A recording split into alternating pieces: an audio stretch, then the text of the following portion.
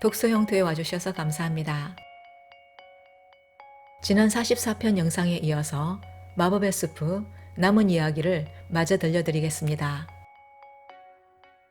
각자 자기 나라로 돌아간 왕자와 공주는 그렇게 찾아 헤매던 세례식 냄비와 국자가 바로 옆 나라에 있다고 왕과 왕비에게 알립니다. 공주와 왕자가 전해주는 소식을 듣고 고민에 빠진 두 나라의 왕과 왕비는 왜 국자와 냄비의 존재를 옆 나라에 알려주었냐며 왕자와 공주를 나무랐습니다. 왕자와 공주는 그냥 서로 합치면 되잖아요 라고 말했으나 아무도 그들의 말에 귀를 기울이지 않았습니다. 왕자와 공주가 생각하기에는 아주 간단한 문제였지만 안타깝게도 그들에게는 발언권이 없었습니다. 양쪽 나라는 자신들에게 꼭 필요한 물건이 어디 있는지 알게 되었지만 가져올 방법이 없었습니다. 그렇다고 해서 원하는 물건이 어디 있는지 알게 된 이상 도저히 포기할 수도 없게 되었습니다. 그렇게 세월이 흘러가던 어느 날 왼쪽 나라 왕은 오른쪽 나라에 가서 냄비를 사오도록 신하 한 사람을 장사꾼으로 변장시켜서 몰래 보냅니다. 왼쪽 나라 신하는 오른쪽 나라에 가서 사람들이 가져온 낡은 물건들을 터무니없이 비싼 값으로 쳐주거나 새 물건으로 교환해주면서 마법 냄비가 나타나기를 기다립니다. 마침 그때 오른쪽 나라 왕비가 궁전 밖에서 나는 소란스러운 소식을 듣게 되었습니다. 오른쪽 나라 왕비는 궁전에 있는 낡은 냄비를 들고 장사꾼에게 갔습니다. 장사꾼은 혹시 궁전 안에 국자가 그려진 냄비가 있으면 팔라고 왕비에게 말합니다. 그러자 왕비는 그 냄비는 절대 팔지 않을 거라며 오히려 왼쪽 나라에 있는 아무짝에도 쓸모없는 국자를 가지고 오라고 말합니다. 한편 오른쪽 나라 왕과 왕비는 자기들에게 있는 아무 소용없는 냄비를 왼쪽 나라에 있는 귀중한 국자와 맞바꾸면 좋겠다는 생각을 합니다. 오른쪽 나라 왕은 아무짝에도 소용없는 냄비를 신문지에 둘둘 말아 사주면서 왼쪽 나라 귀중한 국자와 바꾸어 오도록 신하를 보냅니다. 냄비를 들고 온 오른쪽 나라 신하의 제안을 들은 왼쪽 나라 왕과 왕비는 쓸모없는 국자를 귀중한 냄비와 맞바꾸는 것이 현명하고 논리적이라고 생각했습니다. 두 나라 간에 냄비와 국자의 공식적인 거래가 이루어졌습니다. 양쪽 나라의 왕과 왕비는 처음에는 서로 교환하길 잘했다고 생각했으나 그 생각은 그리 오래가지 않았습니다. 짝이 없으니까 바꾼 물건으로 아무것도 할 수 없기는 마찬가지였기 때문입니다. 그러면서 상대 나라가 거짓말쟁이이고 양심도 없다며 서로 비난하기 시작했습니다.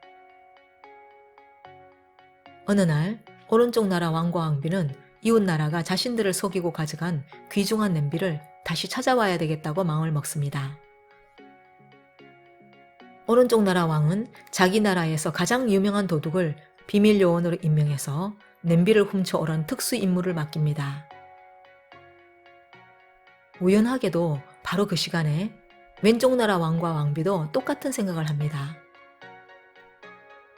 왼쪽 나라 왕도 자기 나라에서 가장 유명한 도둑에게 귀중한 국자를 훔쳐오라는 특수 임무를 맡깁니다. 두 나라의 비밀 요원들은 별로 어렵지 않게 냄비와 국자를 각각 훔쳐서 자기 나라로 돌아갔습니다. 양쪽 나라의 왕과 왕비들은 자신들에게 다시 돌아온 귀중한 물건을 보고 무척 기뻤습니다. 하지만 짝이 없어서 쓸모없기는 마찬가지인 냄비와 국자 때문에 기쁨은 오래가지 못했습니다. 양쪽 나라는 서로에 대한 적개심으로 부글부글 끓어올랐습니다. 남의 물건을 도둑질하는 파렴치한이라고 서로를 비난하면서 결국 양쪽 나라는 병사들을 총동원해서 깜깜한 밤에 적국으로 출발했습니다. 양쪽 나라의 군대가 적국에 도착했을 때 그들은 아무런 반격도 받지 않았습니다. 서로 자기 나라가 불타고 있는 줄은 꿈에도 모른 채 양쪽 군대는 상대 나라의 왕궁에 불을 질러 잿더미로 만들고는 신나게 자기 나라로 돌아갔습니다. 이런 난리통에 국자와 냄비는 어떻게 되었을까요? 왕자와 공주는 두 나라를 불행에 빠뜨린 국자와 냄비를 몰래 숨겨두었습니다. 난리가 나던 그날 밤에도 왕자와 공주는 산꼭대기에서 만났습니다. 공주는 냄비를, 왕자는 국자를 가져왔습니다. 두 사람은 냄비 안에 국자를 넣고 휘저었습니다.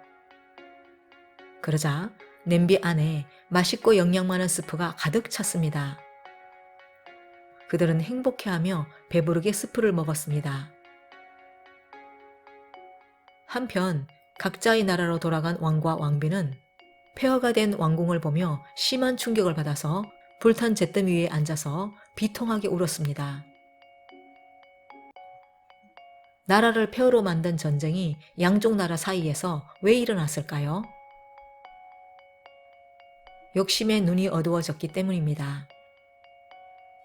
혼자만 다 갖고 싶은 욕심 때문에 어리석은 꾀를 내게 되었고 그 꾀에 자기들 스스로가 속아 넘어갑니다.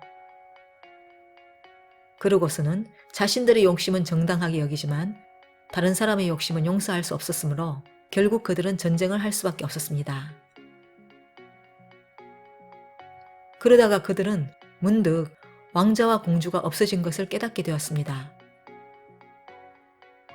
그 어디에서도 공주와 왕자를 찾을 수 없었습니다. 잿더미가 된 양쪽 나라에 더해진 이 비극은 더욱 처절한 아픔이 되었습니다.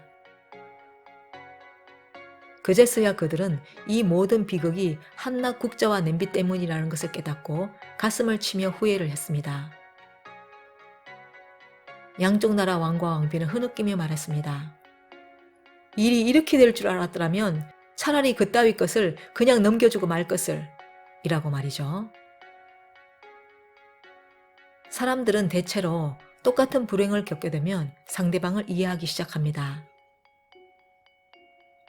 이제 양쪽 나라는 모두 배가 고팠지만 먹을 거라곤 하나도 없었습니다. 그때서야 비로소 그들에게 분별력이 생겼습니다. 양쪽 나라 왕들은 상대 나라와 앞날을 상의하기 위해서 두 나라 사이에 있는 산꼭대기에서 만나기로 합니다. 산꼭대기에 도착했을 때 그들은 너무 힘들고 지쳐서 바닥에 털썩 주저앉았습니다. 바로 그때 숨어있던 두 나라 왕자와 공주가 냄비와 국자를 들고 양쪽 나라 사람들 앞에 나타났습니다. 냄비에는 군침 도는 맛있는 스프가 가득 담겨 있었습니다. 국자와 냄비뿐만 아니라 왕자와 공주도 찾게 된 양쪽 나라 왕과 왕비는 크게 기뻐했습니다. 산꼭대기에서 그들은 다 함께 스프를 나누어 먹었습니다. 스프는 아무리 먹어도 줄어들지 않았고 이제까지 먹어본 어떤 음식보다 맛있었습니다. 모두들 배가 부를 때까지 스프를 계속 먹었습니다. 원래 사람들은 배가 부르면 대화하기가 쉬워지는 법입니다. 적당한 때를 기다리고 있던 왕자와 공주는 서로를 좋아하니 성년이 되면 결혼하겠다고 말합니다. 결혼 선물로는 국자와 냄비를 달라고 했습니다. 양쪽 나라 왕과 왕비는 몇 차례의 협상 끝에 왕자와 공주의 결혼을 승낙합니다. 국자와 냄비의 전쟁으로 인해 옛날 궁전이 불타버렸기 때문에 양쪽 나라 왕실은 산꼭대기에 새로운 궁전을 만들어 함께 살게 되었습니다. 왕자와 공주의 결혼식 날 여러 나라에서 손님들이 찾아왔습니다. 그 중에는 마녀 고모도 있었습니다. 이번에는 초청장을 잊지 않고 보냈기 때문입니다. 결혼식 하객들은 신기한 스프의 훌륭한 맛에 칭찬을 아끼지 않았습니다. 마녀 고모 역시 스프를 맛보았는데 갑자기 벌겋게 환한 얼굴로 소리쳤습니다. 국자와 냄비가 두 나라를 이렇게 행복하게 할 거라고는 생각도 못했네. 이렇게 될 줄 알았으면 처음부터 국자와 냄비를 선물로 주지 않았을 텐데. 내가 엄청난 실수를 저질렀군. 마녀 고모는 이 말을 마치고 머나먼 곳으로 떠나서는 다시는 돌아오지 않았습니다. 하지만 냄비와 국자는 그대로 남아서 국자를 휘저으면 언제나 맛있는 스프가 냄비에 가득 찼습니다. 그래서 굶주린 사람들이 그 궁전을 찾아가기만 하면 수프를 실컷 먹을 수 있었습니다. 마녀 고모의 음흉한 계획대로 냄비와 국자의 전쟁이 비극으로 끝나지 않은 이유는 무엇일까요?